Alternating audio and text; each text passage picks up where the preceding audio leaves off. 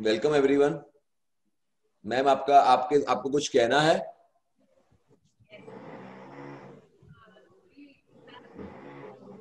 नमस्कार एंड सबको ज्वाइन करने के लिए धन्यवाद। समीर सर हमारे साथ हैं जिन्हें 21 ईयर्स से ज़्यादा का एक्सपीरियंस है फार्मिंग में, और उनकी एक्सपर्टीज है कि वो अप टू 40% तक बेटर यील्ड जनरेट करते हैं, यानी कि बेटर उपज जनरेट कर पाते हैं सभी फार्मिंग। अभी तक मैंगो फार्मिंग और पोटैटो फार्मिंग को कवर किया है। आज हम लोग वाटरमेलन को कर रहे हैं, आगे हम लोग प्लान कर रहे हैं वेबिनार अपना, और उसके अलावा टमाटो फार्मिंग के लिए एक स्पेशल वेबिनार भी हम लेके आएंगे समीर सर, जिसमें बहुत डिटेल में बताएंगे कि कौन कौन से इंसेक्ट्स या कौन कौन सी बीमारियां हमारे प्लांट्स को या हमारे पेड़ों को होती हैं, जिससे हम बच सकते हैं, और उसके लिए क्या उपाय है, क्या उत्पादन हम उत्कर्ष एग्रोकेम बनाते हैं जिससे आप वो सारी प्रॉब्लम से जूझ सकते हैं और अपने उत्पादन को बढ़ा सकते हैं। समीर सर का उसका उसमें एक्सपर्टीज है और 21 ईयर्स से वो इस चीज को करते आ रहे हैं, और बहुत सारे किसानों को वो पर्सनली जाके उनके खेती पे भी कंसल्टेशन देते हैं। तो आप कभी भी उनको उसके लिए भी इनवाइट कर सकते हैं। इसके आगे मैं बताना चाहूंगी केमिकल और केमिस्ट्री से रिलेटेड उनका एजुकेशन रहा है, उसमें मास्टरी है। समीर सर आप थोड़ा सा बताइए इसके बारे में। या श्योर। जैसे पढ़ाई मैंने बी केमिकल करा है और वो उसका जो डिप्लोमा किया मैनेजमेंट में, जो एमबीए इक्विवेलेंट होता है। मेरी खुद की कंपनी है उत्कर्ष एग्रोकेम प्राइवेट लिमिटेड, जिसका मैं टेक्निकल डायरेक्टर हूँ। जैसे मैम ने बताया, कुछ कुछ क्रॉप्स हैं जिसपे मेरी बहुत स्पेशलाइजेशन है। Banana, papaya, mango, pomegranate, sugar cane, chikoo, guava, vegetable. बहुत काम किया है, हजारों किसानों के साथ में फील्ड में जाके काम किया। और हमारी कंपनी सूरत स्थित है, और हमारी कंपनी बहुत कंसल्टेंसी प्रोवाइड करती है और मैन्युफैक्चर करती है बहुत सारे एग्रीकल्चर प्रोडक्ट। और हमारे बारे में जानने के लिए, हमारे प्रोडक्ट्स के बारे में जानने के लिए, तो हमारी वेबसाइट है utkarshagro.com, utkarshagro.com, ये हमारी वेबसाइट है। आप लोग सब, अभी मैं चैट बॉक्स देख रहा हूँ, चैट बॉक्स में ऑन भी कर रहा हूँ, तो आप सब लिख सकते हैं कि आपने क्यों ये प्रोग्राम ज्वाइन किया है और आपके कंसर्न, मेजर कंसर्न क्या है वाटरमेलन फार्मिंग के। तो आपके बारे में मुझे थोड़ा थोड़ा काफी लोगों से तो बात हो गया है। ये एक स्लाइड के बाद मैं चैट बॉक्स में नहीं देखूंगा, चैट बॉक्स में लास्ट में देखूंगा, तो आप यहाँ पे लिख सकते हैं। और जैसे स्लाइड जब चलेंगी, अपना वर्कशॉप चलेगा, तब आपको जो भी कंसर्न हो, आप उस स्लाइड से लगता तो आप चैट बॉक्स में लिख सकते हैं, या अपने नोटबुक पेन से लिख सकते हैं। Want to know how to grow on terrace? Okay Sunit ji, ये कवर नहीं किया है, लेकिन मैं बता दूंगा आपको, अपने जो स्लाइड्स में सब आएगा उसके अंदर आपका ये पॉइंट कवर हो जाएगा। एक स्लाइड आएगी, उसके अंदर मैं बोल दूंगा कि आपको क्या इसमें और क्या ध्यान रखना है। That will be covered.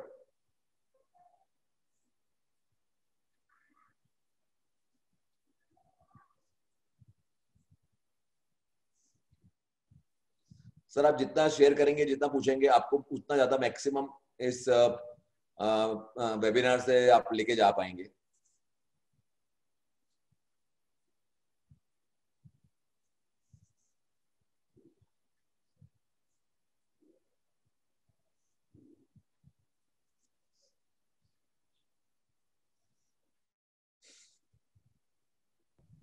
Sameer sir हम शुरू करते हैं यस यस, अभी चैट बॉक्स मैंने बंद कर दिया है। अभी सबको म्यूट, मैम सबको म्यूट भी कर देना, लास्ट में अनम्यूट कर देंगे सबको जी। तो कुछ भी अपने को वाटरमेलन की प्रॉफिटेबल फार्मिंग करनी है, तो उसके बारे में हमें कुछ बेसिक चीजें हैं। क्या होता है, हम क्यों बोलते हैं 40% ज्यादा, क्योंकि ये क्या है, छोटी छोटी लीकेजेस होती है, इसको हम ध्यान में नहीं रखते हैं, तो हम प्रॉफिट नहीं कर पाते हैं। तो वाटरमेलन के लिए क्या सॉइल टाइप होगी, क्या क्लाइमेट रहना चाहिए, प्लांटिंग टाइमिंग क्या रहता है, न्यूट्रिशन मैनेजमेंट, इरिगेशन, पानी कैसे देना है, कितना देना है, पेस्ट और डिजीज मैनेजमेंट क्या होना चाहिए, वीड मैनेजमेंट क्या होना चाहिए, हार्वेस्टिंग और स्टोरेज कैसे करना चाहिए, ये सारे के सारे पॉइंट हम काफी डिटेल में कवर करेंगे। इसके अलावा भी छोटी छोटी चीजें जो वाटरमेलन की खेती के लिए बहुत इंपॉर्टेंट रहती है, जो प्रॉफिट में कन्वर्ट करती है, उसके बारे में हम बात करेंगे।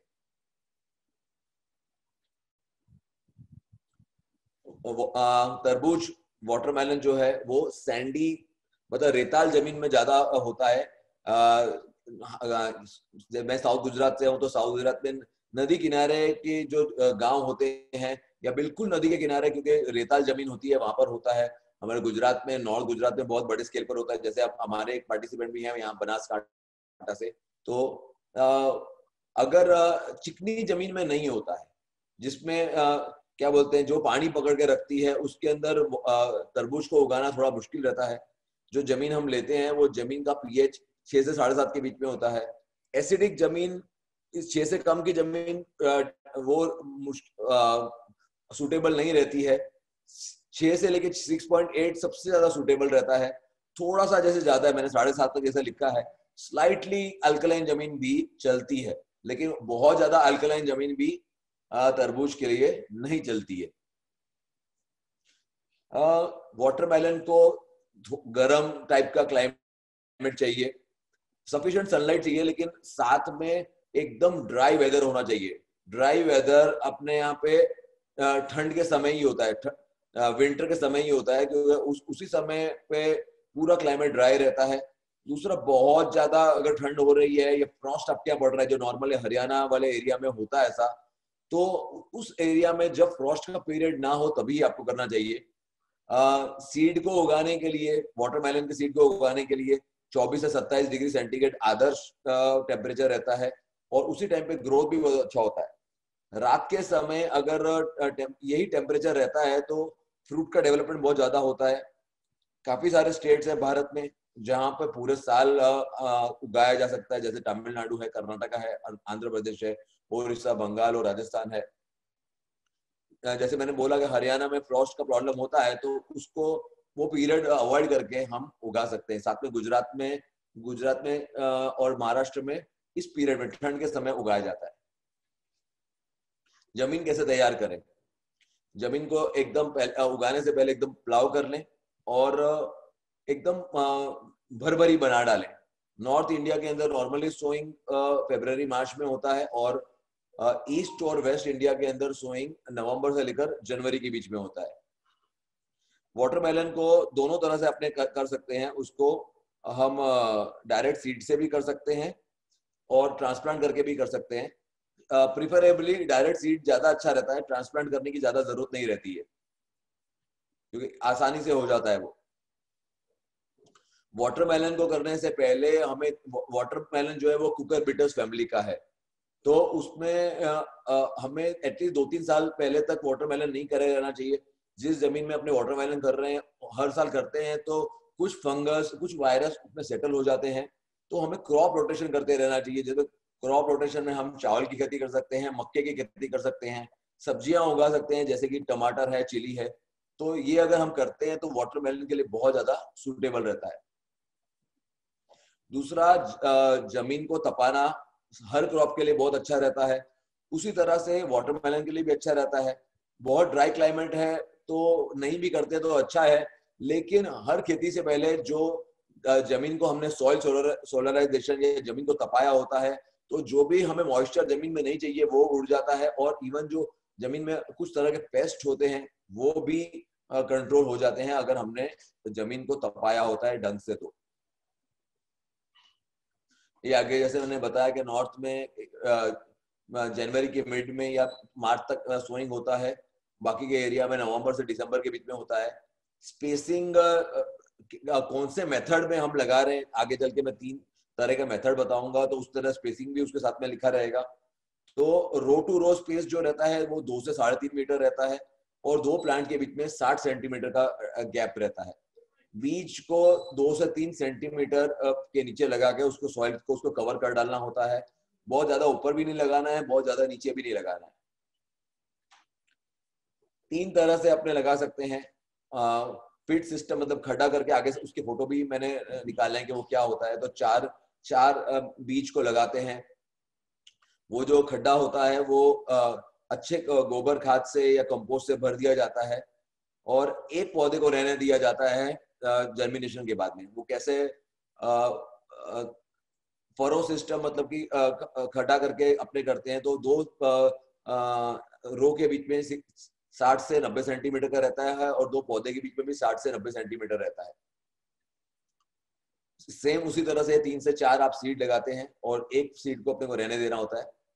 और हिल सोइंग मतलब कि पाड़ा बना के, हम गुजराती में बोलते हैं पाड़ा बना के अपने को करना है। उसमें 2 रो के बीच में स्पेसिंग 1 से 1.25 मीटर रहता है, मतलब और 2 पौधों के बीच में 30 सेंटीमीटर रहता है। मतलब ऐसे कहा जाए तो एक पौधे को 18 स्क्वायर, अगर मैं ये सब मीटर में लिखा है, स्क्वायर फीट में अगर बात करूं तो 18 स्क्वायर फीट से 24 स्क्वायर फीट की जगह हमें एक पौधे के लिए चाहिए रहती है, वो उसका आदर्श रहता है। तो इस तरह से मल्चिंग लगाकर उसका सोइंग किया जाता है। मल्चिंग का क्या, ये जो है फरो सिस्टम है, रिच फरो सिस्टम जिसको बोलते हैं, ये पिट सिस्टम है, और ये हिल सिस्टम है। जो अपने तीन तरह के जो अपने सिस्टम बताइए वो उस तरह के फोटो है। नॉर्मली अगर हम 1 एकड़ की बात करेंगे तो 1.5 से 2 किलो सीड की जरूरत रहती है। अगर आप ज्यादा बीज लगा रहे हैं एक ही खड्डे के अंदर तो नियरली मैक्सिमम 3 किलो सीड की जरूरत रहती है, उससे ज्यादा सीड की कभी भी जरूरत नहीं होती है। जब भी आपने सीड लगा रहे हैं हमेशा सीड को ट्रीट करके लगाना चाहिए। अगर आप केमिकल ट्रीटमेंट करते हैं तो कार्बेंडिज्म जो होता है वो 2 ग्राम प्रति किलो के हिसाब से आप ले लीजिए। बायोलॉजिकल ट्रीटमेंट कर रहे हैं तो हमारा उत्कर्ष कंपनी का उत्कर्ष माइक्रोब्स है, जिसके अंदर ट्राइकोडर्मा विरिडी, सूडोमोनास, स्पेसिलोमाइसिस, एनपीके के बैक्टीरिया सब हैं, वो उगाने में मदद भी करते हैं और एंटी फंगल एंटी बैक्टीरियल का काम भी करते हैं। उसको सीड कोटिंग करने के बाद उसको अपने को सुखा देना चाहिए। साथ में वाटरमेलन के जो सीड होते हैं, बीज होते हैं, वो बहुत कड़क होते हैं, उनको उगने में टाइम लगता है। तो आप गर्म पानी करने के बाद में 12 से 15 घंटे के लिए अगर हम उसको भिगो के रखते हैं, पूरी रात रखते हैं और पानी बाद में निकाल देते हैं, तो सीड का जर्मिनेशन अच्छा भी होता है, उगावा अच्छा भी होता है और बहुत ज्यादा अच्छा उगावा होता है। आपने अगर सीड ट्रीटमेंट कर रहे हैं तो सीड ट्रीटमेंट करने के मतलब ये पानी में भिगो रहे हैं तो उसके बाद में आप सीड ट्रीटमेंट करिए।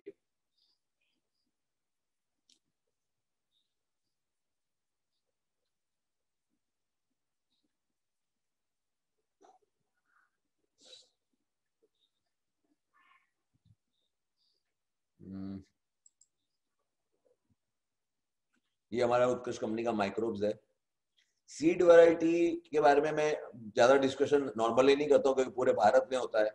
हर एरिया के अंदर खुद की वैरायटी होती है। नॉर्मली 3 कैटेगरी के अंदर इसको लगाया जाता है। ओपी वैरायटी होती है जो नॉर्मली गोल होती है, ओपन पॉलिनेटेड होती है। हाइब्रिड के अंदर शुगर बेबी कैटेगरी में वैरायटी आती है जो वापस से गोल होती है, ब्लैक कलर की होती है।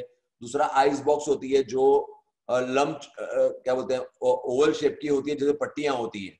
तो आप अगर पहली बार कर रहे हैं तो नॉर्मली जिसकी मेच्योरिटी ज्यादा जल्दी होती है तो वो वाली वैरायटी आप लीजिए।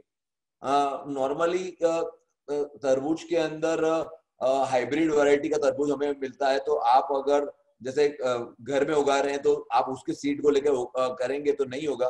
हाइब्रिड वैरायटी कभी भी घर में नहीं उगती है। अगर आपको खुद के सीड हर बार यूज कर रहे हैं तो आप ओपी वैरायटी, जिसको हम देसी सीड भी कहते हैं, ओपन पॉलिनेटेड, तो वो सीड्स आप लेंगे तो आप अगले साल अपना बीज बना के खुद भी यूज कर सकते हैं। अच्छी प्रोडक्शन के लिए मेरा रिकमेंडेशन यही रहेगा कि आपके एरिया के अंदर जो वैरायटी, जो कंपनी की हाइब्रिड चल रही हो, प्रेवलेंट हो, वही आपको लेनी चाहिए। जैसे हमने बताया कि 3 से 4 सीड आपको लगाने हैं, जिस सिस्टम में आप लगा रहे हो उसके हिसाब से, तो आपको अल्टीमेटली एक ही पौधे को रखना है। तो कुछ वीक्स, 2-3 वीक के बाद में जब हमें दिखता है कि भाई सभी उग गए हैं, कुछ उगते हैं कुछ नहीं उगते हैं, इसलिए 3 से 4 बीज एक खड्डे में लगाने की रिकमेंडेशन मैं करता हूं। तो जो सबसे अच्छा एकदम तंदुरुस्त पौधा चल रहा हो उसे हमें रखना है। थिनिंग कर देना। थिनिंग मतलब कि जो भी वीक पौधा है उसको हमें निकाल देना है और 1 या 2 पौधा आपको रखना है। कभी भी आपको उसको खींच नहीं डालना चाहिए। खींचते हैं तो जो जड़ों के अंदर दूसरे पौधों के जड़ भी कट जाते हैं, तो हमें उसको काट देना चाहिए ऊपर से, ताकि दूसरों की जड़ें नहीं हो। मैंने जैसे आगे बोला है कि वाटरमेलन को 3 से प्लांटिंग स्पेस जो है 2 रो के बीच में 3 से 4 फुट चाहिए और 2 पेड़ों के बीच में 6 से 8 फुट चाहिए। तो 18 से 24 स्क्वायर फीट के नॉर्मली एरिया चाहिए। इतना अगर एरिया मिलता है तो जो उसकी वेलियां हैं उसको स्प्रेड करने में, फैलने में बहुत आसानी होती है और सफिशिएंट, मतलब पेस्ट डिजीज से भी बचते हैं। तो ये एक सुनीत जी, अगर आप अपने टेरेस पे उगा रहे हैं तो ये एक प्रिंसिपली इस बात को ध्यान रखना, और आपको क्या बोलते हैं, टेरेस पे जो कोकोपीट और वर्मी कंपोस्ट में करना, तो एकदम उसकी क्या बोलते हैं, पानी पकड़ के नहीं रखेगा ज्यादा देर तक, तो आप टेरेस पे उगा सकोगे। पानी का बहुत ध्यान रखना चाहिए उसको, पानी की रेगुलर रिक्वायरमेंट रहती है। ये एक ड्राई सीजन का क्रॉप है, तो पानी की जरूरत एकदम रेगुलर उसकी होती ही है। लगाने से पहले 2 दिन पहले पानी देना चाहिए, ताकि जमीन पूरी की पूरी मॉइस्चराइज हो जाए, और उसके बाद में ही सीड लगाना चाहिए। अगर आप ड्रिप इरिगेशन नहीं कर रहे हैं तो 5 दिन 7 दिन के अंदर पानी देना चाहिए, और लाइट वाटरिंग देना चाहिए, और रेगुलर वाटरिंग देना चाहिए। अगर आप टाइम पर पानी नहीं देंगे और पानी का अगर स्ट्रेस आएगा तो फ्रूट क्रैकिंग, मतलब फल फट जाता है, उसके चांसेस बहुत ज्यादा बढ़ जाते हैं। हो सके तो पानी रूट जोन वाले एरिया में ही दीजिए। अगर बहुत ज्यादा पानी अगर आप भर देते हो तो जो उसकी वेलियां हैं और उसके जो पत्ते हैं उसके ऊपर पानी अगर आ जाता है तो वो खराब होने के चांसेस रहते हैं, उसको फंगस लगने के चांस रहते हैं, जो फल की क्वालिटी है वो बिगड़ने के चांसेस रहते हैं। इसलिए जितना हो सके उतना लाइट इरिगेशन अपने को करना है। मैं हमेशा हर क्रॉप के बारे में और स्पेशली वाटरमेलन के बारे में यही कहूंगा कि आपको ड्रिप इरिगेशन ही करना है। इसके अभी इस पॉइंट को भी मैं कवर कर ही रहा हूँ। अगर पानी बहुत ज्यादा लगता है तो जैसे मैंने बोला आगे के वेजिटेटिव पार्ट को या पत्तों को लगता है तो फंगल डिजीज आने के चांस होते हैं, डेवलपमेंट अच्छा नहीं होता है। जड़ों के पास ही हमें मॉइस्चर मेंटेन करना है, और अगर अच्छी स्वीटनेस चाहिए और अच्छा फ्लेवर चाहिए तो हार्वेस्टिंग करने से 3 से 6 दिन पहले पानी को बिल्कुल बंद कर देना चाहिए, कम कर देना चाहिए, तो स्वीटनेस और फ्लेवर बहुत अच्छा डेवलप होता है। हो सके तो ड्रिप सिस्टम लगाना है। ड्रिपर अपने को इनलाइन वाली ड्रिपर लेनी है और 1.5 मीटर के अंतर वाली लेनी है। अगर आप लेटरल का अंतर 60 सेंटीमीटर का ले रहे हैं तो आप 4 लीटर पर आवर वाला ड्रिपर लीजिए। 50 सेंटीमीटर स्पेसिंग वाला ले रहे हैं तो 3.5 लीटर पर आवर वाला आप ड्रिपर लीजिए, तो आपको पानी की जरूरत एकदम आपकी मेंटेन रहेगी। पानी का मैनेजमेंट किसी भी क्रॉप के अंदर बहुत ज्यादा है, और वेप्सा कंडीशन बहुत ज्यादा रोल प्ले करती है। वेप्सा कंडीशन मतलब जमीन में ऐसी कंडीशन के जिसके अंदर 50% भेज है और 50% हवा है अंदर। जितना समय वेप्सा कंडीशन ज्यादा रहेगी उतना अपटेक न्यूट्रिएंट्स अच्छा रह पाएगा, ज्यादा रह पाएगा, और उतना न्यूट्रिएंट्स पौधे ज्यादा ले पाएंगे। आप जो भी खाद दे रहे हैं, ऑर्गेनिक कार्बन दे रहे हैं, केमिकल फर्टिलाइजर दे रहे हैं, बायो फर्टिलाइजर दे रहे हैं, उसमें कुछ फर्क नहीं पड़ता है अगर आपकी जमीन में वेप्सा कंडीशन नहीं आ रही है। मतलब अच्छी वेप्सा कंडीशन के लिए तरबूज के अंदर जैसे शुरू में बोला कि रेती वाली जमीन होनी चाहिए, प्लस आपको ड्रिप से अगर पानी दे रहे हैं, और अगर आप ड्रिप से पानी नहीं दे रहे हैं तो जितना जितना लाइट वाटरिंग करेंगे उतना आपको रिजल्ट ज्यादा मिलेगा। ये वेप्सा कंडीशन है, ये मिट्टी के कण है, उसके बीच में ये मॉइस्चर है और ये हवा दिखाई गई है। वेप्सा कंडीशन मेंटेन होना बहुत ज्यादा जरूरी रहता है किसी भी क्रॉप के लिए। हमेशा हर मैं प्रेजेंटेशन में दोनों रिकमेंडेशन देता हूं। अगर आप drip non drip irrigation, flood irrigation कर रहे हैं तो ये स्लाइड आपके लिए फर्टिलाइजर के लिए रहेगी। जो जमीन तैयार करने से पहले कंपोस्ट की जो रिक्वायरमेंट है वो नियरली अराउंड 16 टन प्रति एकड़ है। साथ में नीम के 100 किलो प्रति एकड़ लेना चाहिए नेमेटोड्स को बचाने के लिए। नॉर्मली एनपीके रिक्वायरमेंट वाटरमेलन के लिए प्रति एकड़ है 25, 16, 15, मतलब 25 किलो नाइट्रोजन, 16 किलो फॉस्फोरस और 15 किलो के।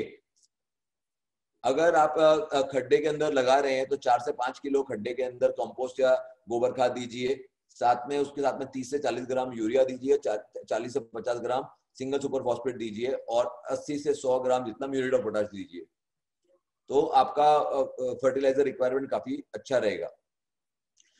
14 दिन के बाद में 25 दिन के बाद में 14 किलो जितना नाइट्रोजन प्रति एकड़ देना चाहिए, और उसके बाद मिट्टी को ऊपर से कवर कर देना चाहिए।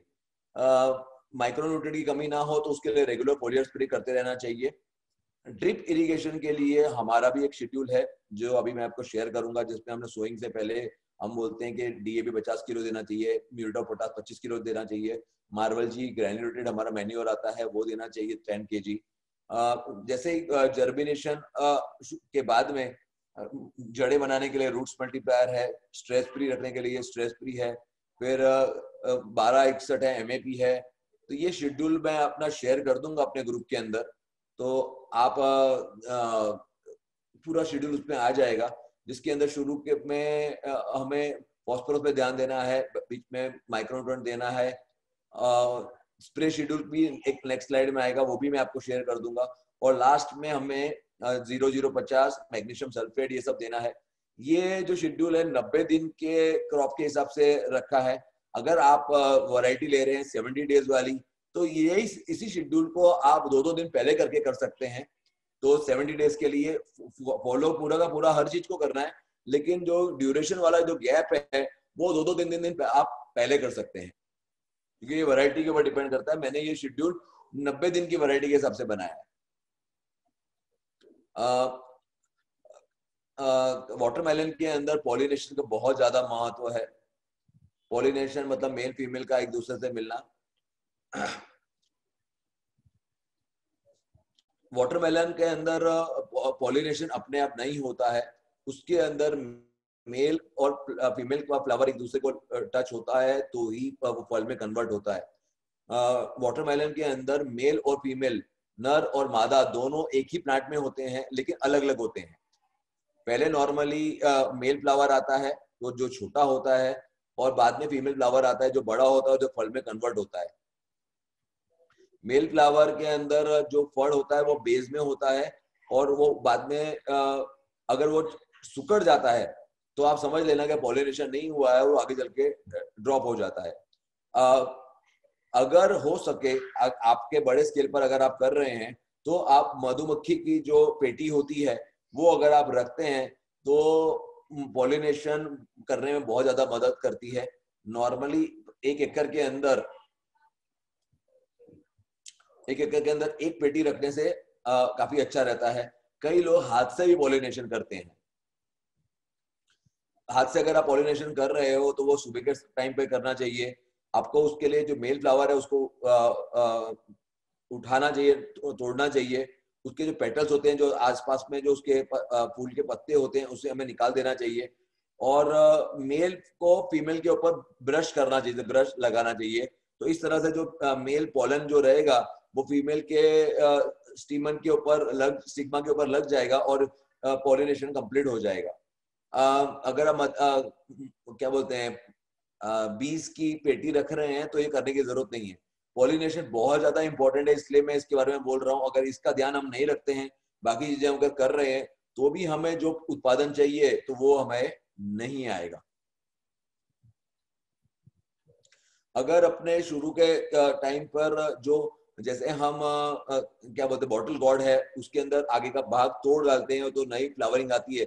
इसी तरह से जब हमारा जो वेली रहती है वो अगर 1-1.5 मीटर की हो जाती है, उसके बाद हम आगे से पिंच करके तोड़ डालते हैं तो भी फल की क्वालिटी बहुत ज्यादा अच्छी आती है।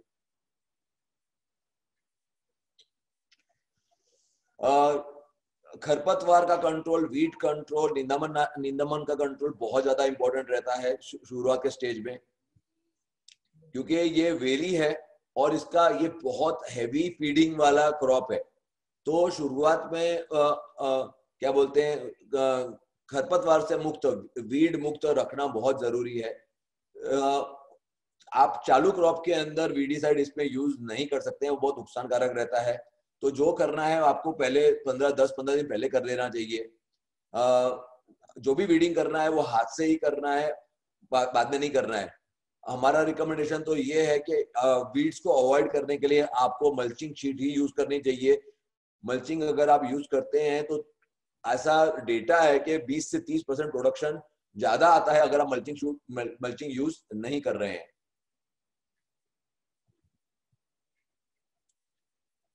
क्या क्या ध्यान रखना चाहिए, क्योंकि जो तरबूज है वो वेली वाला क्रॉप है, तो उसके हिसाब से हमें जो चीजें ध्यान रखनी चाहिए वो हमें रखनी चाहिए। एक जो फल आता है वो जमीन पे टच नहीं हो जाना चाहिए। अगर वो जमीन पे सीधा टच हो जाता है तो वो जैसी क्वालिटी चाहिए वैसी क्वालिटी नहीं आ सकती है। तो जैसे ही फल डेवलप हो रहा होता है तो आप उसके नीचे कोई भी तरह की घास रख सकते हैं। नॉर्मली अपने चावल की खेती कर रहे हैं या ज्वार बाजरे की कर रहे हैं तो उसका जो सूखा कचरा वो होता है, सूखी डंडियां होती हैं, वो नीचे रख सकते हैं। तो सड़ने के चांस भी कम रहते हैं और कोई डिजीज भी नहीं लगती है। तो आप उसमें नीचे रखेंगे तो क्वालिटी बहुत ज्यादा अच्छी आएगी। इस तरह से हमें अपने मल्चिंग करनी चाहिए। कि मल्च लगाने के लिए ट्रैक्टर के पीछे एक फिटिंग भी आता है, वो सीधा का सीधा मल्च को बहुत आसानी से लगा डालता है। तो आप उस तरह से मल्चिंग आपको करना चाहिए। 90 दिन का क्रॉप है तो उसके हिसाब से ही 90 दिन के लिए 25 माइक्रोन से लेके 30 माइक्रोन वाली शीट सफिशिएंट रहती है। ये व्हाइट मल्चिंग दिखाई है, लेकिन आप इसकी जगह ब्लैक मल्चिंग भी ले सकते हैं। तो मल्चिंग हमें क्यों लेनी चाहिए? जो तरबूज है उसकी जो जड़ें हैं वो बहुत ज्यादा गहरी नहीं जाती हैं, ऊपर ऊपर ही रहती हैं और उसे बहुत सारे मॉइस्चर की जरूरत रहती है। तो मॉइस्चर मेंटेन करने की जरूरत रहती है इसके लिए, और बहुत ज्यादा पानी की जरूरत नहीं रहती है। तो जमीन हमें कभी भी ड्राई सूख नहीं जानी चाहिए, इसलिए हमें मल्चिंग रखनी चाहिए। अगर मल्चिंग हम लगाते हैं तो जल्दी से इवेपोरेशन नहीं हो जाएगा, उड़ नहीं जाएगा पानी। दूसरा, जैसे मैंने आगे बताया कि खरपतवार से दूर रखना है, वीड से दूर रखना है हमारे प्लॉट को। तो वीडिंग अगर वीड्स हैं तो वो जड़ों को डिस्टर्ब करती हैं, और तो वो जड़े उनमें डिस्टर्ब नहीं होना चाहिए। दूसरा, काले रंग का मल्च अगर रहते हैं तो सनलाइट को अट्रैक्ट करता है काला रंग, तो काले रंग का प्रिफरेबल है। तो वो जमीन को ठंडा भी, अपना क्या बोलते हैं, वार्म भी रखता है, खरपतवार भी नहीं उगने देता है, वीड्स नहीं उगने देता है। और क्योंकि वो जो फल अगर शीट के ऊपर रहता है तो आप नीचे अगर कुछ नहीं रख रहे हैं, स्ट्रॉ नहीं रख रहे हैं तो भी चलता है, और फल एकदम आपका साफ रहता है, साफ सुथरा रहता है।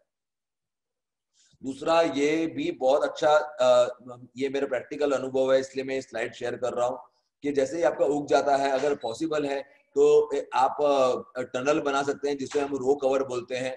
छोटा सा करते हैं, जब तक दोनों मेल और फीमेल प्लांट नहीं आते हैं, और अगर आप ये टनल करते हैं तो आपके पौधे सभी तरह के पेस्ट से दूर रहते हैं। क्योंकि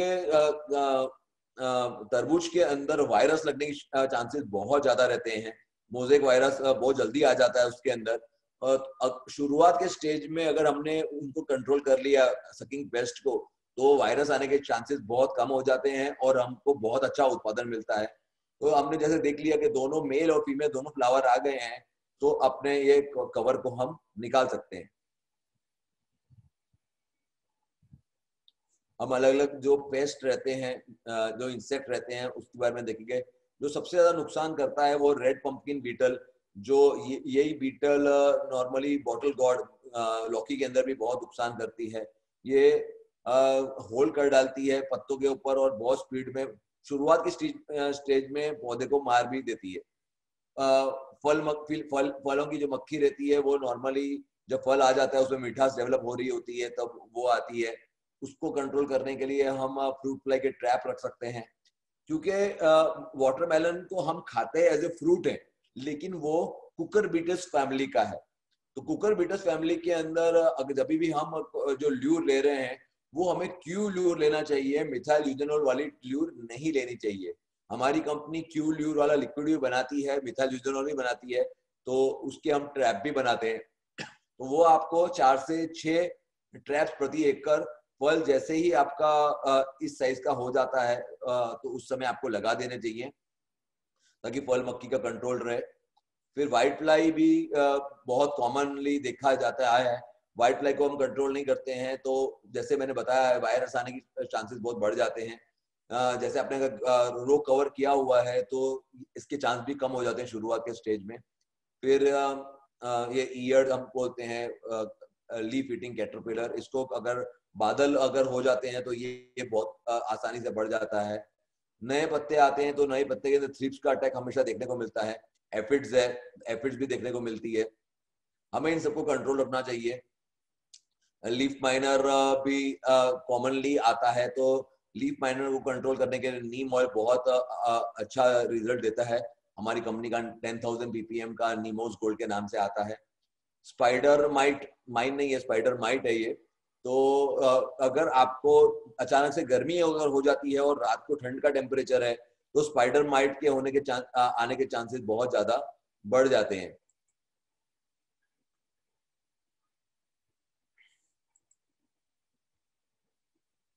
ये सबको कंट्रोल करने के लिए हमारी कंपनी का 100% जैविक, ऑर्गेनिक और बायोलॉजिकल प्रोडक्ट है बायो क्लीन स्वीप। इसका हम अगर रेगुलर स्प्रे लेते हैं तो ये सभी पेस्ट बहुत अच्छी तरह से कंट्रोल रहते हैं। हमारे बहुत सारे किसान मित्र इसको बहुत टाइम से यूज कर रहे हैं। फिर जड़ों में नेमेटोड्स भी है।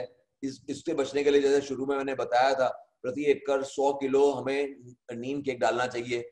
नीम केक डालते तो चांसेस कम आते हैं, फिर भी कई बार ग्रोथ अटक जाती है, ग्रोथ नहीं आ रहा है, पत्ते की साइज बहुत बड़ी नहीं हो रही है, तो आपके रूट नॉट नेमेटोड है। इसके लिए हमारे पास में निमेटोनिल है। ये वापस से 6 अलग अलग तरह के फंगस से बना हुआ है जो सभी तरह के नेमेटोड्स को कंट्रोल करने में मदद करता है। ठंड का समय होता है और ये बहुत कॉमन डिजीज है ठंड के समय सभी क्रॉप में, और तरबूज में भी पाउडरी मिल्ड्यू। ऐसा लगता है कि जैसे किसी ने ऊपर के पत्तों के ऊपर किसी ने पाउडर छाटा हुआ हो, टेल्कम पाउडर छाटा हुआ हो, तो इसे कंट्रोल करने की जरूरत रहती है। फल में भी इस तरह से धब्बे पड़ जाते हैं, तक दिखता है। डाउनी मिल्ड्यू अगर दिखता है तो पीछे पत्ते के पीछे की साइड पर क्या बोलते हैं, रस्ट कलर के डॉट्स दिखने लग जाते हैं। एंथ्रेक्नोज के अंदर पत्ते के आगे के साइड पर रस्ट कलर के डॉट्स दिखते हैं। इवन फलों के ऊपर भी इस तरह के रस्ट कलर के डॉट्स दिखते हैं, तो वो एंथ्रेक्नोज होता है। ऑल्टरनेरिया लीफ स्पॉट के अंदर गोल गोल तरह के स्पॉट्स होते हैं।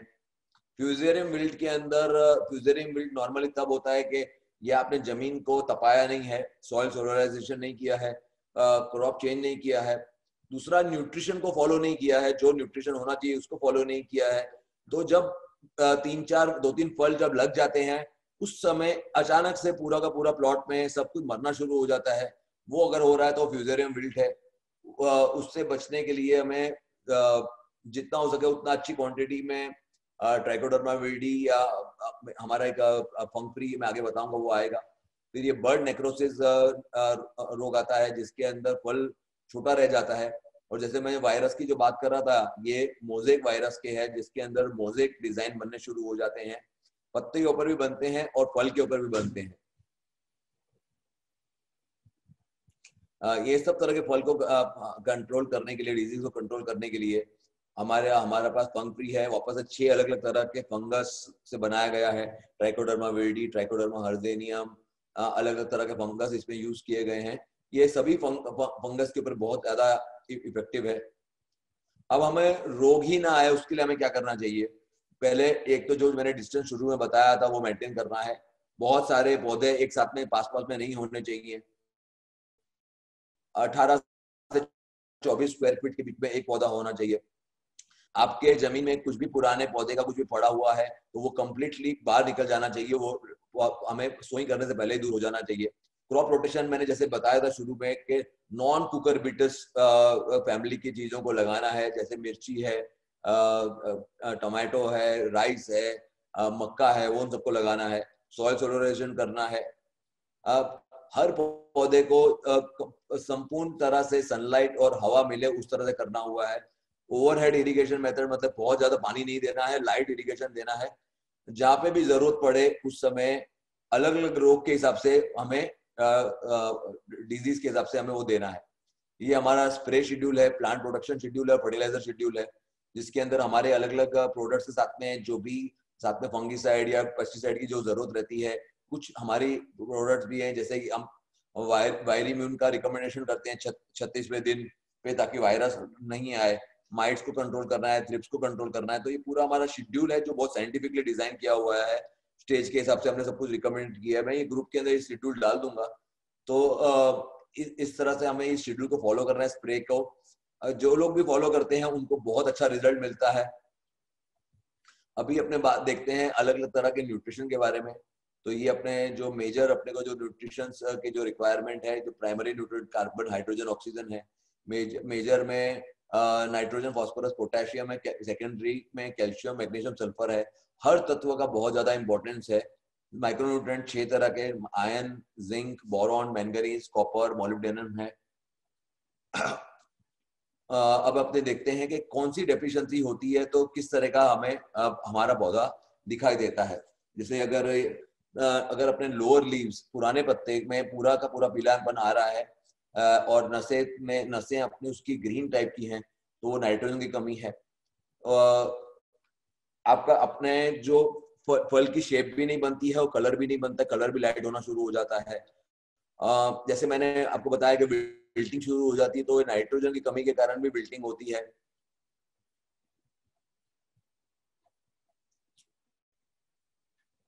नाइट्रोजन को दूर करने के लिए ये अलग अलग तरह के फर्टिलाइजर्स हैं। यूरिया है, यूरिया फॉस्फेट है, अमोनियम सल्फेट है, पोटेशियम नाइट्रेट है। तो अलग अलग स्टेज के हिसाब से अलग अलग हमें यूज करना चाहिए। ऑलरेडी इसकी रिकमेंडेशन हमने अपने शेड्यूल में दे रखी है। फॉस्फोरस की कमी रहती है तो पत्तों के ऊपर पर्पल कलर का धब्बे दिखने शुरू हो जाते हैं। और फॉस्फोरस को ये एक शुरू में आपको सिंगल सुपर फॉस्फेट या डायमोनियम फॉस्फेट यूज करना है, क्योंकि ये बहुत सबसे इंपॉर्टेंट तत्व रहता है कि जितनी जरूरत है उतना हमें फ्लावरिंग आ जाती है उसके अंदर। मेजर फॉस्फोरस के जो फर्टिलाइजर्स हैं जिसकी मैंने बात करी, एसएसपी है, टीएसपी और डायमोनियम फॉस्फेट, ये बेजल के लिए है। अगर हम ड्रिप के थ्रू दे रहे हैं तो मोनो अमोनियम फॉस्फेट एमएपी है जो शुरुआत में देना है। मिड फेज के अंदर 05234 है। और हमारी कंपनी का पॉलीफॉस्फेट है, मतलब 3 तरह के फॉस्फोरस आते हैं, प्लस 6 के 6 माइक्रोन्यूट्रिएंट आ जाते हैं, हॉर्स पावर है। पोटेशियम की कमी के अंदर जो पुराने पत्ते रहते हैं उसकी जो धार होती है, ये देखिए अब धार सब जलनी शुरू हो जाती है। ऐसा लगता है कि ये कोई डिजीज आ रही है, लेकिन वो डिजीज का प्रॉब्लम नहीं रहता है। पोटेशियम की जरूरत रंग, रूप, सुगंध, स्वाद, ये सबके लिए रहती है। पोटेशियम की कमी ना आए उसके लिए वापस से आपको जो मैंने शेड्यूल शेयर किया है वो अपने करते रहना चाहिए। पोटेशियम की कमी के लिए अगर हम बेजल डोज के अंदर यूज कर रहे हैं तो म्यूरेट ऑफ पोटाश करना है। बाद में यूज कर रहे हैं तो पोटेशियम नाइट्रेट है और सल्फेट ऑफ पोटाश हमें लास्ट में यूज करना चाहिए। लास्ट में जब भी हम सल्फेट ऑफ पोटाश तरबूज में यूज करते हैं तो बहुत अच्छी मिठास आती है, बहुत अच्छी मिठास आती है उसके अंदर। ये हमारी कंपनी के हम बनाते हैं ये प्रोडक्ट्स। मैग्नीशियम की कमी, क्योंकि ये क्रॉप ठंड में किया जाता है तो उसके अंदर मैग्नीशियम की कमी होने के चांसेस पूरे पूरे रहते हैं। मैग्नीशियम की कमी के अंदर पत्तों इस तरह से लाल धब्बे दिखने शुरू हो जाते हैं मार्जिन्स में, और वो भी बीच वाले पत्तों में या नए पत्तों में इस तरह से दिखता है। सॉइल का टेम्परेचर जब बहुत ज्यादा कम हो जाता है तब मैग्नीशियम की कमी हमें दिखाई देती है। बहुत ज्यादा अगर आपने नाइट्रोजन और पोटेशियम का एप्लीकेशन कर दिया है तभी भी मैग्नीशियम की कमी दिखाई देती है। तो मैग्नीशियम को जो हमारी रिकमेंडेशन है उसके हिसाब से आपको देना चाहिए। मैग्नीशियम की जब कमी दिखाई दे तो हमें मैग्नीशियम सल्फेट है या मैग्नीशियम नाइट्रेट है, मैग्नीशियम ईडीटी भी हम यूज कर सकते हैं। सल्फर के अंदर वापस पूरे के पूरे पत्ते पीले होने शुरू हो जाते हैं। पूरा सल्फर की कमी ना हो उसके लिए हमें सिंगल सुपर फॉस्फेट का, जैसे हमने रिकमेंडेशन दी, अगर आप करते हैं तो उसमें सल्फर मिल जाता है। मैग्नीशियम सल्फेट है, अमोनियम सल्फेट है, वो हम यूज कर रहे हैं तो सल्फर की कमी नहीं रहती है। और एक्सक्लूसिवली सल्फर देते हैं तो बेंटोनाइट सल्फर आप दे सकते हैं। लाइम सल्फर देते हैं जो लिक्विड स्वरूप में आता है। 90% WDGP बहुत सारी कंपनियां बनाती हैं। कैल्शियम का बहुत बड़ा रोल रहता है। कैल्शियम की कमी रहती है तो कई बार उसकी वजह से पौधा मर भी जाता है, इसलिए कैल्शियम नाइट्रेट हमारा रिकमेंडेशन में 2-3 बार आता है, कैल्शियम देना चाहिए। हमारा एफ एनहांसर जो प्रोडक्ट है उसके अंदर भी कैल्शियम एडिटिव फॉर्म में आता है, तो कैल्शियम की कमी सब पूरी हो जाती है। कैल्शियम को दूर करने के लिए कैल्शियम नाइट्रेट और कैल्शियम एडिटिव का उपयोग अपने को करना चाहिए। जिंक की कमी होती है तो पौधे के अंदर नए पत्तों में ऐसे पीले पीले धब्बे बीच में दिखाई देने शुरू हो जाते हैं। जिंक की कमी के लिए जिंक सल्फेट या जिंक एसिड करना है। हमारे रिकमेंडेशंस के अंदर कॉम्बी 2 का रिकमेंडेशन दिया गया है। कॉम्बी 2 के अंदर 6 के 6 माइक्रोन्यूट्रिएंट आ जाते हैं, तो अगर हम रेगुलरली प्रिवेंटिव अगर यूज कर रहे हैं तो जिंक की कमी दिखाई नहीं देगी नॉर्मली। आयरन की कमी में इस तरह के हमें पौधे दिखाई देते हैं। इसकी अगर हमारा पीएच क्या है उसके ऊपर से हम आयन के लिए अलग अलग चीजें ले सकते हैं। एफी एडा 4 से 10 के बीच में ड्रिप में देना है, और एफीडीटीपीए 11% जो होता है सॉइल का, पीएच 6.5 से कम हो उसके लिए। पीएच को ध्यान में रख के हमें आयन का देना चाहिए।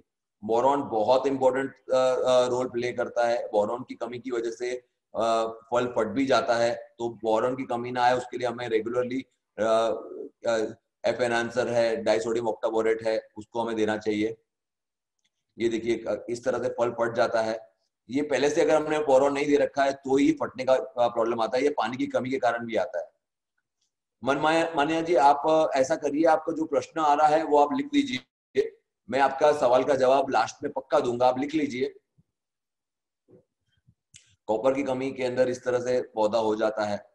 नॉर्मली जब पीएच बहुत ज्यादा होता है तो कॉपर की अवेलेबिलिटी घट जाती है, इसलिए बहुत हैवी पीएच, जैसे शुरू में मैंने बोला है, मैक्सिमम 7.3 7.5 पीएच वाला ही जमीन लेना चाहिए, नहीं तो कॉपर की कमी बहुत इजीली देखने को मिलेगी। मैंगनीज की कमी में इस तरह से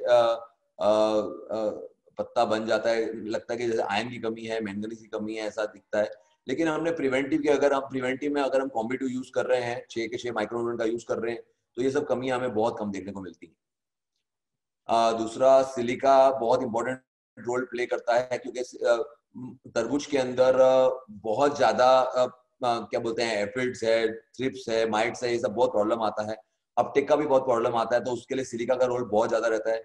सिलिका एक पूरा का पूरा कोटिंग बना डालता है पौधे के ऊपर, पाउडरी मिल्ड्यू, डाउनी मिल्ड्यू नहीं आने देता है, तो उसके लिए हमें सिलिका यूज करना चाहिए। तो हमारी कंपनी का सिल्पर्ट है, जिसके अंदर 22% सिलिका ऑक्साइड आता है, तो आप उसका स्प्रे के द्वारा यूज कर सकते हैं। अब हार्वेस्टिंग के बारे में, हार्वेस्टिंग कैसे करना चाहिए, कब करना चाहिए? जो क्या बोलते हैं, अपनी वेली होती है उसके आसपास में जो टेंड्रिल्स, मतलब जो वो होती है वो सूखने शुरू हो जाती है, उससे मालूम पड़ता है कि अभी ये हमारा फल तैयार होने की तैयारी में है। जहां पर क्या बोलते, तरबूज के नीचे का भाग होता है, जैसे जमीन के साइड पे जो टच हुआ होता है वो नॉर्मली व्हाइट होता है, लेकिन जब फल तैयार होने की तैयारी में होता है तो वो पीला पड़ना शुरू हो जाता है। दूसरा, नॉर्मली हम जब तरबूज को ठोक के देखते हैं, मतलब उंगली से टक टक करके देखते हैं, अगर जाड़ी आवाज आ रही है, मतलब कि डेंस आवाज आ रही है, भरी भरी भरी आवाज आ रही है, तो अभी तैयार नहीं हुआ है। और अगर हॉलो आवाज आ रही है, जैसे कि कुछ अंदर से खोखलापन है, वैसी आवाज आ रही है, तो फल रेडी है। जैसे नॉर्मली हम तरबूज खरीदने जाते हैं तो आवाज में जो तरबूज देने वाला है या जो तरबूज लेता है वो आवाज यूज करके देखता है, तो उससे आवाज से मालूम पड़ जाता है कि ये मीठा फल रहेगा कि मीठा फल नहीं रहेगा।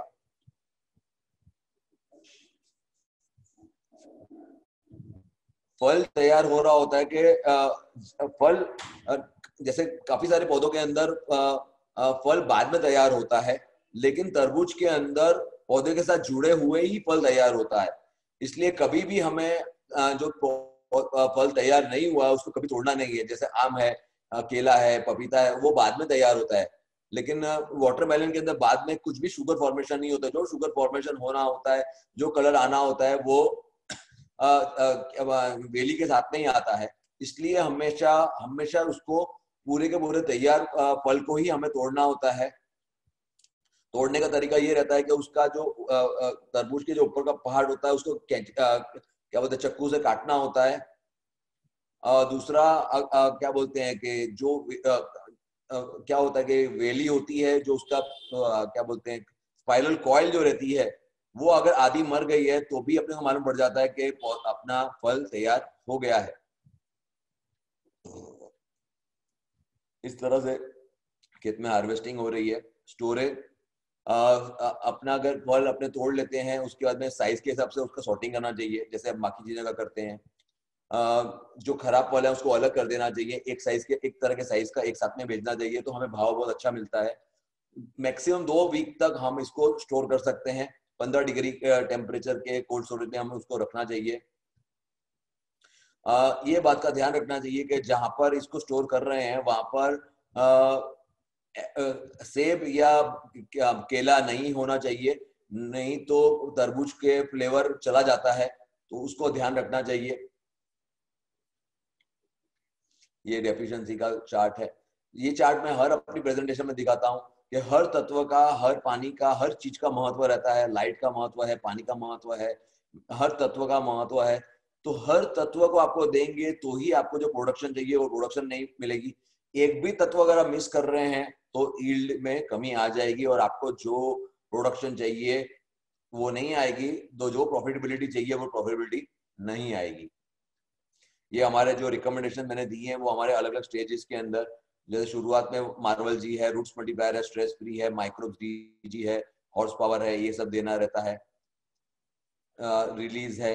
ये अलग अलग स्टेजेस में हमारे अलग अलग प्रोडक्ट्स का हमारा रिकमेंडेशन है। रूट्स मल्टीप्लायर बहुत इंपॉर्टेंट रोल प्ले करता है बनाने के लिए। ये हमारे सभी प्रोडक्ट्स हैं जो अलग अलग हैं, जो हम अलग अलग स्टेज के अंदर रिकमेंड करते हैं। जिस चार्ट में अपने ग्रुप में दे दूंगा तो आपको मालूम पड़ जाएगा कि क्या क्या है। हमारे सभी के प्रोडक्ट्स हमारे अमेजन पर और हमारी वेबसाइट उत्कर्ष एग्रोटेक, उत्कर्ष एग्रोकैम्प पे मिलेंगे। आप ये जो वीडियो आज आपने देखा है ये आपको हम लोग आज या कल तक यूट्यूब पे कर देंगे, तो आप हमारा चैनल है उत्कर्ष एग्रोकैम्प करके यूट्यूब पे उस पर सब्सक्राइब करिए। दूसरा फेसबुक पे हमारा पेज है, उसे लाइक करें तो आपको हमारे वेबिनार्स के बारे में भी मालूम पड़ता रहेगा। इंस्टाग्राम पे भी हम सारी अपडेट रखते हैं। अब इसका अगला जो वेबिनार है वो चीकू के ऊपर, और उसका अगला वेबिनार हमारा अलग अलग जो इंसेक्ट्स हैं उसके ऊपर है। जैसे मैं अपने हर वेबिनार में इंसेक्ट्स के बारे में बताता हूँ, लेकिन बहुत डिटेल में नहीं कर सकते क्योंकि टाइम लिमिटेड होता है। तो हर इंसेक्ट के बारे में बहुत डिटेल में अपना जो आने वाला वेबिनार है उसके बारे में बताने वाले हैं। उसका अलग अलग तरह से कंट्रोल मेजर्स क्या रहते हैं वो बताते हैं। नॉर्मली मैं अपने वेबिनार में सब सिम्टम्स बता देता हूँ, कैसे दिखता है वो बता देता हूँ, लेकिन हर चीज नहीं कवर कर सकते तो वेबिनार बहुत ज्यादा लंबा हो जाता है। तो उसको कवर उस पार्ट को कवर करने के लिए अपना स्पेसिफिकली इंसेक्ट के ऊपर और उसके बाद में एक डिजीज के ऊपर भी अपना वेबिनार आने वाला है। तो आप क्या बोलते हैं सब्सक्राइब करके रखिए तो आपको पता रहेगा क्या रहेगा। अपने जो व्हाट्सएप ग्रुप है उसके अंदर भी मैं हम लोग पोस्ट कर देंगे। ये हमारी कंपनी बहुत सारे अलग अलग तरह के प्रोडक्ट्स बनाती है। अराउंड 100 से ज्यादा प्रोडक्ट्स हैं। हाइड्रोपोनिक्स के मीडिया है, वाटर सॉल्युबल फर्टिलाइजर्स हैं, नेचुरल प्लांट प्रोटेक्टर हैं जैसे नीम आधारित हैं, थ्रिप्स के लिए, माइट्स के लिए। हमारी कंपनी 100% नॉन पॉइजन प्रोडक्ट बनाती है। किसी में भी कोई भी केमिकल पॉइजनस चीज की मिलावट नहीं रहती, सब कुछ प्योर फॉर्म में रहता है। बहुत सारे तरह के ऑर्गेनिक फर्टिलाइजर्स हैं जैसे कंपोस्ट है, वर्मी कंपोस्ट है, नीम केक है, कैस्टर केक है। फिर पीजीआर बेस्ड रहते हैं हमारे, humic acid, fulvic acid, amino acid और उन सबके कॉम्बिनेशन के बहुत सारे रहते हैं। दूसरा सभी तरह के बायो फर्टिलाइजर में बहुत बड़ी रेंज है। फिर बायो पेस्टिसाइड की बहुत बड़ी रेंज है हमारे पास में। ईडीडीए के अंदर सब इंडिविजुअल हैं, ग्रुप्स वाले हैं। बोरॉन है, एफिएडा है, सिलिका के लिए है, एक्वेरियम के लिए भी हमारी बहुत अच्छी रेंज है। एमिनो एसिड रिलेटेड भी फर्टिलाइजर्स हैं जैसे प्राइमोल है, एम्प्रोकॉम भी है, स्प्रेडर्स हैं, पीएच बैलेंसर हैं। तो रोज नए नए प्रोडक्ट भी ऐड होते रहते हैं, तो आप देख सकते हैं उसके बारे में। अब हम आपको जो जो सवाल खड़े हैं मैं अपने उसको देख लेते हैं। चैट बॉक्स के अंदर जो सवाल आपने पूछे हुए हैं उसके बारे में बता देते हैं कि which type of mulching sheet is perfect और वाटरमेलन। सिल्वर आप जो सिल्वर भी ले सकते हैं, वाइट ब्लैक भी ले सकते हैं। ठंड में कर रहे हैं तो ब्लैक भी अच्छी रहती है, ब्लैक साइड वाली भी अच्छी रहती है। 25 से 35 माइक्रोन के बीच में जो आती है, 3 से साढ़े तीन फीट की पौड़ाई वाली, वो अगर आप ले लेते हैं तो मल्चिंग शीट उसके लिए काफी अच्छी रहती है। Can we soak in potassium nitrate too. Potassium nitrate के अंदर सोक करके सीड की बारे में बात कर रहे होंगे। मेरा ऐसा कोई स्टडी या कुछ ऑब्जर्वेशन नहीं है कि कोई ऐसा ट्रायल नहीं लिया, तो मैं इसके बारे में जवाब नहीं दे सकता हूँ, मुझे पता भी नहीं है। Can bio clean sweep B use for all plants? Definitely sir, bio clean sweep 100% biological है, जिसपे 6 तरह के अलग अलग फंगस यूज किए गए हैं। सभी तरह के जो जो पेस्ट रहते हैं, सकिंग पेस्ट है, लार्वा है जैसे कि एफिड्स, थ्रिप्स, जैसिड, सभी को कंट्रोल करता है बायोलॉजिकली।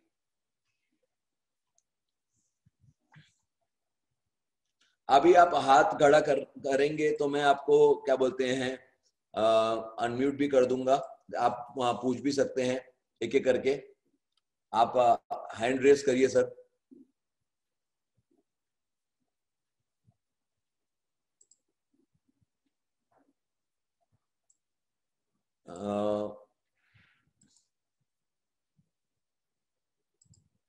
आप अनम्यूट कर सकते हैं खुद को अभी, आप अपने आप को अनम्यूट करिए और आपको जो मन में सवाल आ रहा है आप वो पूछ लीजिए। मनमाया जी, आपको कुछ पूछना था वेबिनार के टाइम पे, प्लीज आस्क। हाँ सर, नमस्ते। नमस्ते सर जी, बोलिए। सर, बीच में देखा जाता है कि जो वाटरमेलन रहता है उसका आधा हिस्सा रेड रहता है और आधा हिस्सा व्हाइट रहता है। क्यों टोटल सेम नहीं होता है? ये रेड क्यों नहीं होता है? ऐसा क्यों होता है कि आधा नहीं पकता है, आधा पक जाता है? आप अंदर के फल की बात कर रहे हैं कि बाहर की बात कर रहे हैं? नहीं, अंदर का सर। सर वो अगर तोड़ देंगे तो उसका मेजर रीजन है कि आपको जितना पोटेशियम का जो हमारा रिकमेंडेशन है, जो मैंने लिया है, पोटेशियम की जब कमी रहेगी तब ऐसा होगा। सर आप जैसे मैंने शेड्यूल दिखाया था उसके अंदर 30 ड्रिप के द्वारा है तो पोटेशियम के लिए 13,045 पोटेशियम नाइट्रेट और लास्ट में 0,050 पोटेशियम सल्फेट का अगर आप रेगुलर यूज करेंगे आपको ये प्रॉब्लम कभी भी देखने को नहीं मिलेगी, कभी भी नहीं, मतलब कभी भी नहीं मिलेगी।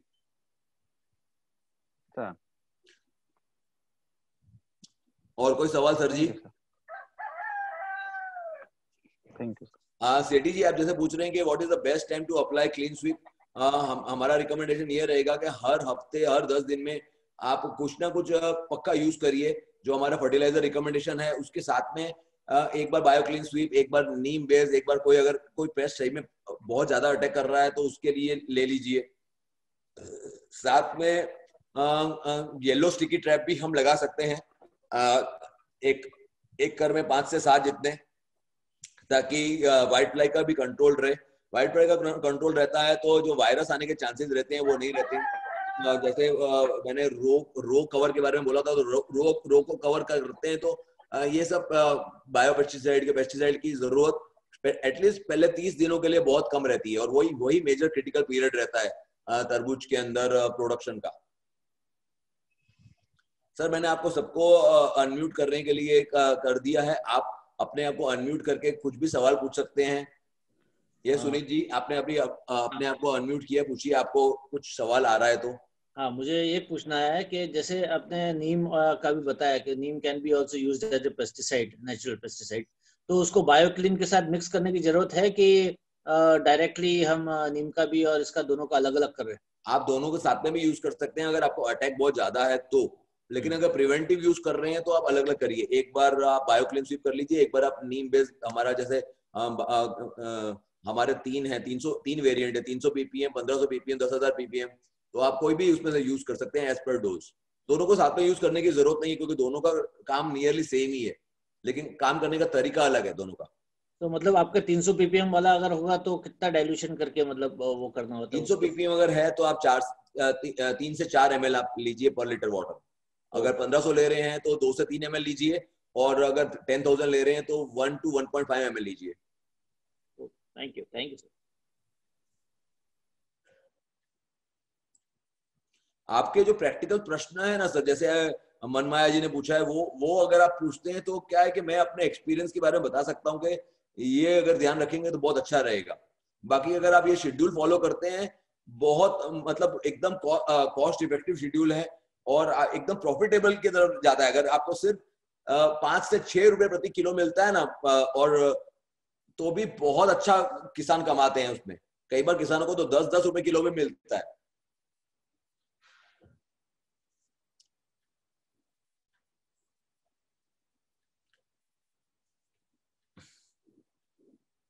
सर, अगर और कोई सवाल अगर नहीं आ रहा है तो हम अपने वेबिनार को यहाँ पर क्लोज करेंगे। अभी भी मैं अवेलेबल हूँ और आप लोग सब ग्रुप में भी अवेलेबल हैं, व्हाट्सएप ग्रुप के अंदर। कोई भी सवाल हो तो आप फोटोग्राफ के साथ में भी वहाँ पे डाल सकते हैं। कोई भी क्वेश्चन आता जाए आपको प्रैक्टिकली तो आप फोटो खींच के डाल सकते हैं, जो मुझे पता रहेगा उसके बारे में मैं आपको जवाब दे दूंगा। बाकी मेन रहेगा कि जो मैंने आपको बातें बताई हैं उनको आप फॉलो करें, वो छोटी छोटी practices, and be in touch with me, ताकि आप प्रॉफिटेबल फार्मिंग कर सकें।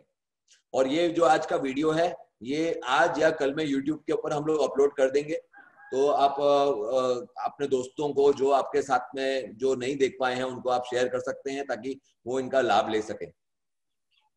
Sir hello. ये सर बोलिए प्लीज। सर लगाने का सही टाइम क्या है? आप शायद शुरू में नहीं होंगे, तो वो मैंने बताया था शुरू में, लगाने का सही टाइम आपके क्लाइमेट के हिसाब से रहता है। आप कहाँ से हैं सर? उड़ीसा से हूँ सर। उड़ीसा से है ना, तो लगाने का टाइम आपके लिए यही टाइम रहेगा। मतलब 23 से लेकर 28 डिग्री का जब टेम्परेचर रहता है तो वो सही टाइम रहता है उसके जर्मिनेशन के लिए। बहुत ज्यादा ठंड के समय बाहर नहीं आता है, तो आपके वहां पे भी अगर यही क्लाइमेट है तो आप अभी लगा सकते हैं सर। और नॉर्थ के लिए, नॉर्थ में जहाँ बहुत ज्यादा ठंड पड़ती है, तो नॉर्थ के अंदर फरवरी मार्च में नॉर्थ के किसान लगाते हैं। जैसे अभी गुजरात के अंदर, हमारे यहाँ पे भी मैं गुजरात से हूँ, तो गुजरात में अभी लगाया जाता है।